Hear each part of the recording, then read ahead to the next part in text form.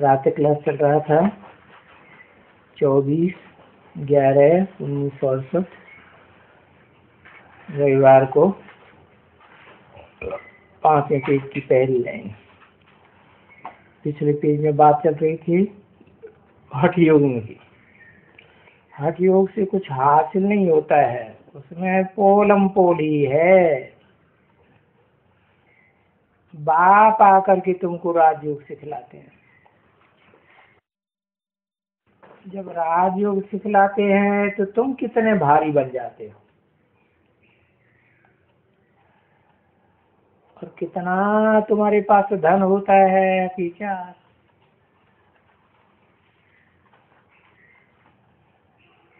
तो स्वामी नीचे पड़ जाएगी ना, बहुत धन मिलेगा। तो शास्त्रों में ये सब बातें लिखी हुई है, भक्ति मार्ग के शास्त्रों में लिखी हुई है, जिसे रेफर करते रहते हैं। इसको कहा जाता है रेफर करते हैं।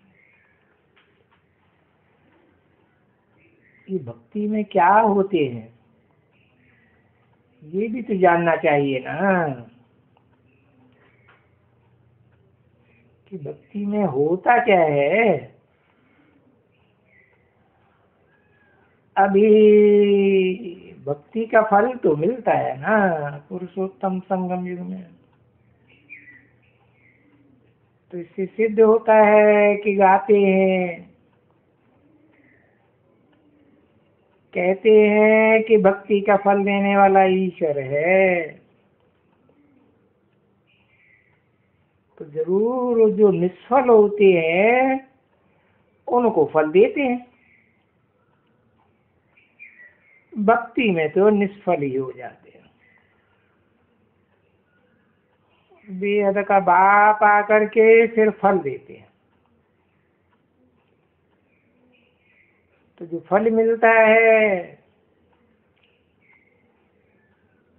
वो भी खलास हो जाता है। जमा जो होते हैं वो फिर खलास होते हैं। तो अगले कल्प में बाबा फिर आकर के फल देते हैं, फिर वर्तु को देते हैं। इसी को कहा जाएगा उत्थान और पतन।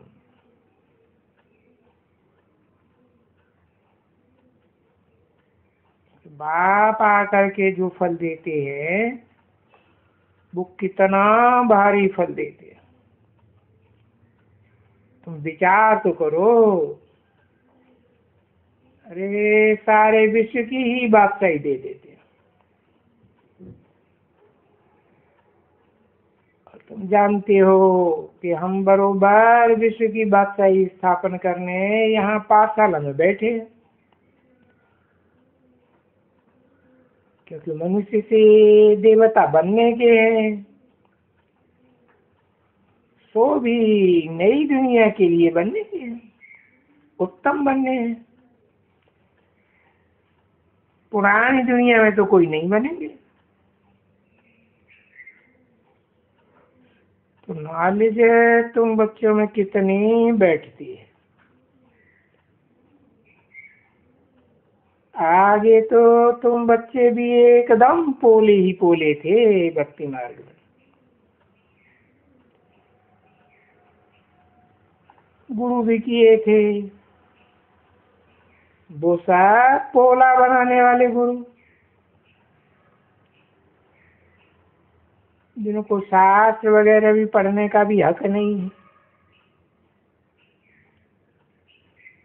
सन्यासी माने सन्यासी, संपूर्ण त्यागी।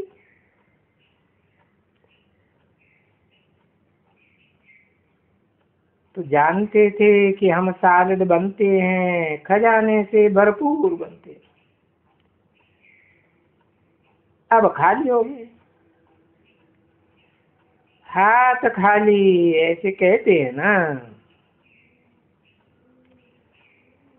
कि खाली हाथ आए थे खाली हाथ जाना है। वो तो भक्ति मार्ग में कहते हैं।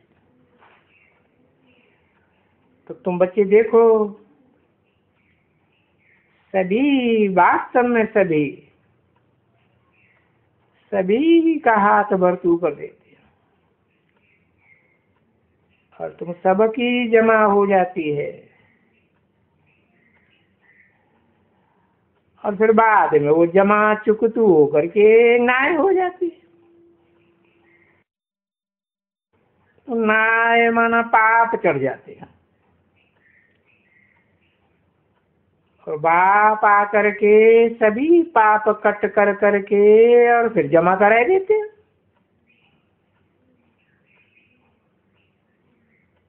तो जमा कितना होते हैं और नाय कितनी लग जाती है, देखो तो ये सभी पैसा कोई कोई समझ सकते हैं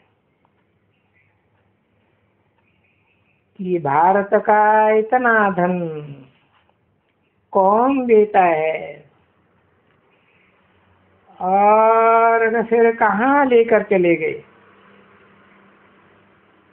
कहाँ गए?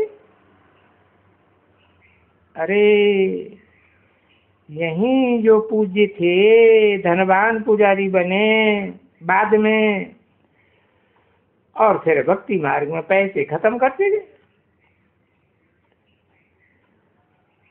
और फिर वहां भक्ति मार्ग में तुम्हारा पैसा बहुत खर्च होते हैं। ये सब मंदिर धर्मशाला वगैरह बनाने करने में और फिर तमो प्रधान बनने से घाटा भी पड़ता है और वो घाटा देखने में भी आता है। वो जो तुम्हारा घाटा है वो कितना गुप्त है, जरा जरा थोड़ा थोड़ा, और वो घाटा थोड़ा थोड़ा पड़ता ही जाता है। तो अभी इस समय में जैसे कि इंसॉल्वेंट हो गए क्योंकि मार्ग में जाते हो ना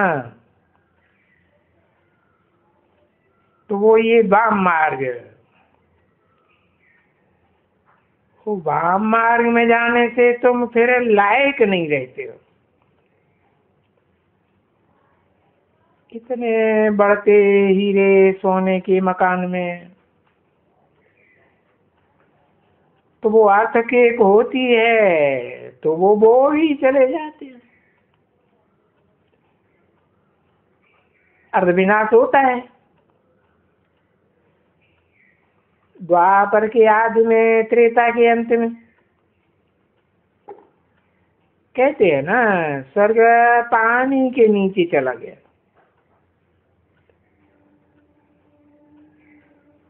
लंका में भी कहते हैं कि पानी के नीचे स्वर्ग है और फिर वहां भी द्वारिका के लिए भी कहते हैं। तो बच्चों को समझाया ना ये चक्कर है जो एकदम फिर जाते हैं, नीचे चले जाते और नीचे जा करके फिर आगे जा करके आगे आकर के स्वर्ग खड़ा हो जाता है। 84 जन्म के पास ये देखो जैसे नाल फिरता है ना तो इसको भी कहा जाता है सृष्टि का चक्कर। एकदम भरतू, पीछे कुछ कम और भी कुछ कम कम कम हो करके देवता दीवाना मार देते हैं। यानी जो बाप ज्ञान रतन देते हैं वो सब खाली हो जाते हैं। फिर बाप आकर की युक्ति बताते हैं तो फिर तुम भरतू हो जाते हो। तो इसको ही अंग्रेजी में कहा जाता है सॉल्वेंट, भरतू हो जाते हो। तो अभी तुमको ज्ञान हुआ ना बुद्धि भरपूर हुई ना तो फिर इंस्टॉलमेंट हो जाती है, जल्दी जल्दी इंस्टॉलमेंट।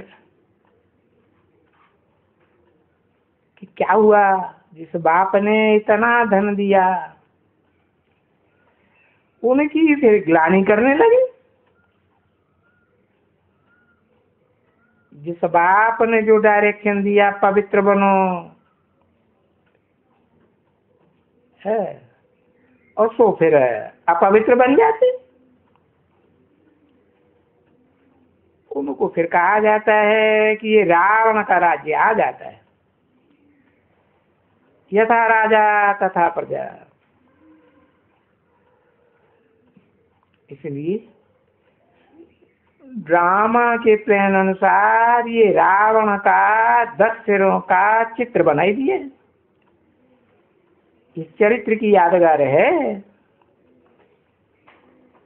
जैसे ब्रह्मा के 4 सिर जुड़े हुए हैं संगठित होकर के, ऐसे ये रावण के 10 धर्म पिताओं के 10 सिर जुड़ करके एक हो जाते हैं प्रजातंत्र राज्य में।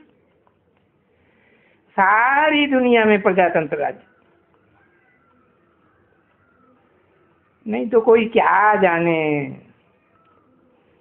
ये रावण कोई क्या चीज है। और इस रावण के ऊपर में गधे की शीशी क्यों है?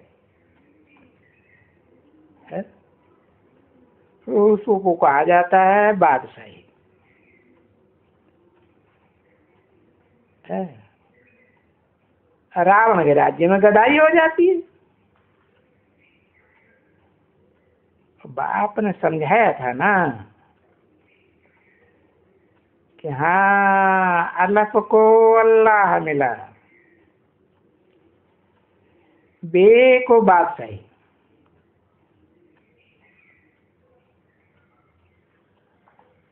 अल्लाह खड़ा डंडा जो आज से अंत तक खड़ा रहता है पुरुषार्थ में।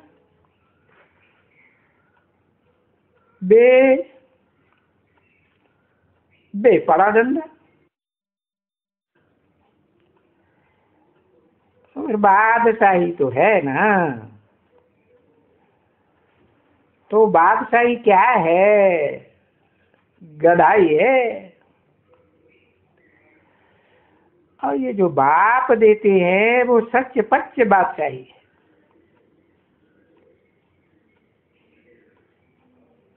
ये विश्व की बादशाही और कोई दे न सके। ठीक है ना। अब ये है क्योंकि इस दुनिया की बादशाही को गधाई कहा जाता है। जैसे वो गधा ढोर होता है ना जानवर, तो ढोर बन जाते हैं। पाप का बोझा सिर पर उठाते हैं ना बच्चे, क्योंकि कपड़ा धो भी ले जाते हैं ना गधे के ऊपर धोने के लिए।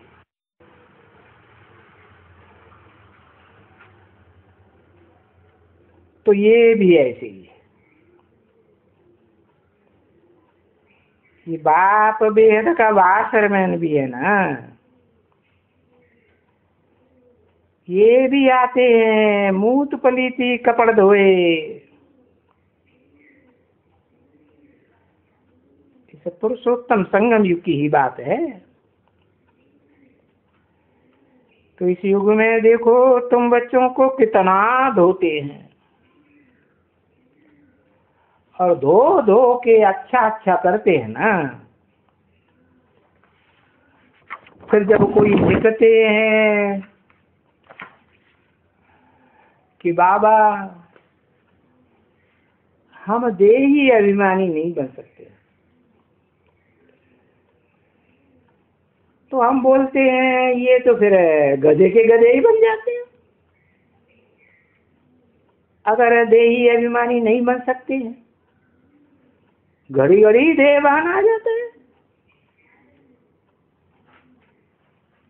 24/11/1968 की प्रातः क्लास का 6ठा पेज, दूसरी लाइन। तो जो घड़ी घड़ी गधे बन जाते हैं, देह अभिमानी बन जाते हैं, ये क्या सर्विस करते होंगे। तो बाबा समझाते हैं कि इसमें योग बल का जौहर चाहिए, बाकी तो नॉलेज है। सो ये नॉलेज लगती नहीं है, तीर लगता नहीं है। और जिसको सुनाते हैं योग बल न होने से धारणा नहीं होती है, इसलिए वो फिर कथाएं सुनाते हैं।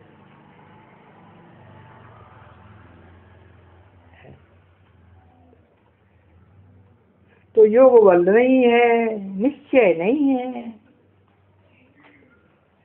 क्योंकि उनको बताया ना कि भगवान को याद करने से ये जो नदी है वो पार हो जाएगी।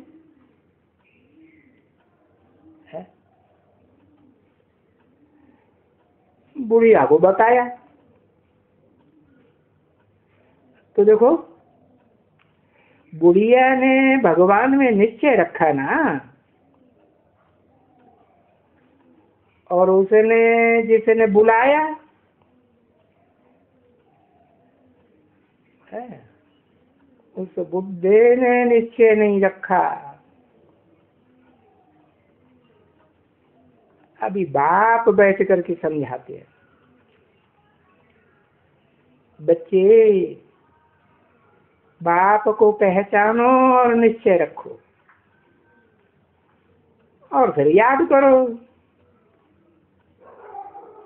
तो तुम इस विषय सागर से कहो, विषय वैतरणी नदी से कहो, पार हो जाएंगे, है ना। तो ये अभी का पहाका है, वो देखो कि भक्ति मार्ग में काम में ले आते हैं।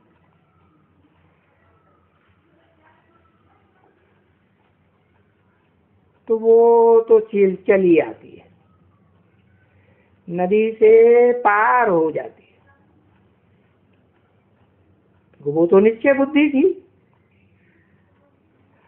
हाँ, वो जो पंडित जी थे वो तो संशय बुद्धि थे, तो वो नहीं चल सका। वो तो डर गया एकदम, नदी की गहराई से डर गया। तो ये दृष्टांत दिखलाते हैं बच्चों को कि भाई निश्चय